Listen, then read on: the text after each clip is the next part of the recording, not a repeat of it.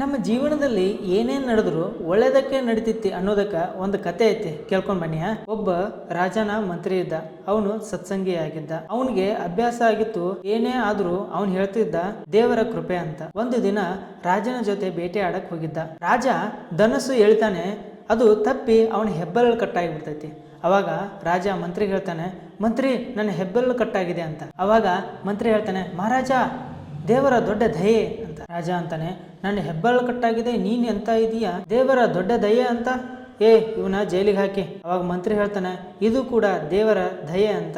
ಅವನಿಗೆ ಅನುಭವ ಇತ್ತು, ಮಂಗಲ ಭವನ ಭಗವಂತನಿಂದ ಯಾವತ್ತೂ ಅಮಂಗಲ ಆಗೋದಿಲ್ಲ ಅಂತ. ರಾಜನ ಬೇಗ ಡಾಕ್ಟರ್ ಹತ್ರ ಕರ್ಕೊಂಡು ಹೋಗ್ತಾರೆ ಮತ್ತು ಔಷಧಿ ಉಪಚಾರದಿಂದ ಕಟ್ಟಾಗಿರೋ ಬೆರಳು ಸರಿ ಆಗುತ್ತ. ಮತ್ತೆ ರಾಜ ಬೇಟೆ ಆಡಕ್ಕೆ ಹೋಗ್ತಾನೆ. ಸೈನಿಕರಂತೂ ಜೊತೆಲಿದ್ರು, ಮತ್ತೆ ಮಂತ್ರಿ ಜೈಲ್ದಾಗಿದ್ದ. ಸೈನಿಕರೆಲ್ಲ ಹಿಂದೆ ಉಳ್ಕೊಂಡ್ರು, ರಾಜನ ಕುದುರೆ ಮುಂದೆ ಹೋಯ್ತು. ಬೇರೆ ರಾಜ್ಯದಲ್ಲಿ ಒಬ್ಬ ಮನುಷ್ಯನ ಹುಡುಕ್ತಾ ಇರ್ತಾರೆ ನರಬಲಿ ಕೊಡೋದಕ್ಕೆ. ಯಾವಾಗ ಬೇರೆ ರಾಜ್ಯದ ರಾಜ ಈ ರಾಜನ ನೋಡ್ತಾನೋ ಅವಾಗ ತನ್ನ ಸೈನಿಕರಿಂದ ಈ ರಾಜನನ್ನ ಬಂದಿ ಮಾಡ್ತಾನೆ. ಈ ರಾಜನ ಬಂದಿ ಮಾಡಿ ಕರ್ಕೊಂಡು ಹೋಗಿ ಸ್ನಾನ ಎಲ್ಲ ಮಾಡಿಸಿ ಮತ್ತೆ ನರಬಲಿ ಕೊಡೋದಕ್ಕೆ ಕರ್ಕೊಂಡು ಹೋಗುವಾಗ ನೋಡಿದ್ರು ಇವನ ಹೆಬ್ಬೆರಳು ಕಟ್ಟಾಗಿರೋ ಚಿಹ್ನೆ ಇತ್ತು. ಆದರೆ ಬಲಿ ಕೊಡಬೇಕಾದರೆ ಶರೀರದಲ್ಲಿ ಯಾವುದೇ ಅಂಗ ಭಂಗವಾಗಿಲ್ಲ ಅಂದ್ರೆ ಮಾತ್ರ ಬಲಿ ಕೊಡ್ತಾ ಇದ್ರು. ಅವಾಗ ಅವ್ರು ಹೇಳ್ತಾರೆ, ಇವನು ಬಲಿ ಕೊಡೋದಕ್ಕೆ ಯೋಗ್ಯವಲ್ಲ, ಇವನನ್ನ ಬಿಟ್ಟು ಬಿಡಿ ಅಂತ.